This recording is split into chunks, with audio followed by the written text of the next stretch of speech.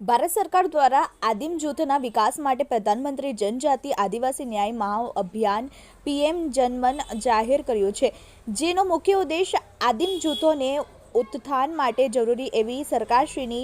તમામ યોજનાઓનો લાભ મળે તેવું સુનિશ્ચિત કરવામાં આવે છે, જે અંતર્ગત દેશના 100 જિલ્લાના આદિમ જૂથો સાથે તારીખ 15/1/2024ના રોજ માનનીય પ્રધાનમંત્રી શ્રી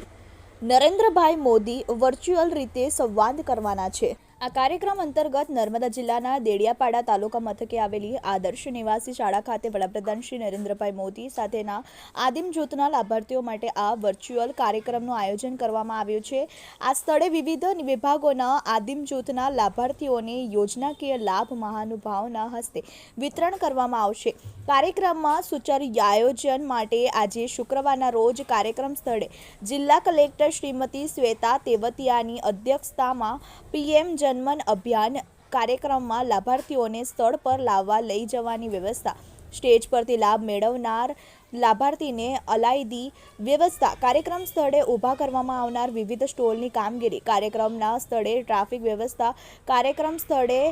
LED સ્ક્રીન તેમજ વીજ પુરવઠો અવિરત ચાલુ રહે, BSNLની કનેક્ટિવિટી, તબીબી વ્યવસ્થાઓ, સાંસ્કૃતિક કાર્યક્રમ સ્થળે સ્વચ્છતા જાળવવી સહિતની આનુષાંગિક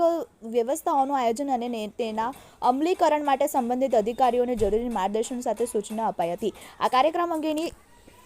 તૈયારીઓ સ્થળ પર શરૂ કરી દેવામાં આવી છે। આ પ્રસંગે જિલ્લા વિકાસ અધિકારી શ્રી અંકિત પન્નુ, નાયબ વન સંરક્ષણ શ્રી નીરજ કુમાર, પ્રાયોજના વહીવટદાર શ્રી હનુલ ચૌધરી, જિલ્લા ગ્રામ વિકાસ એજન્સીના નિયામક શ્રી JK જાદવ, પ્રાંત અધિકારી શ્રી DR સંગાડા સહિતની વિવિધ વિભાગના અમલીકરણ અધિકારીઓ ઉપસ્થિત રહ્યા હતા। પ્રકાશ વસાવા, TV18 ન્યૂઝ, નર્મદા।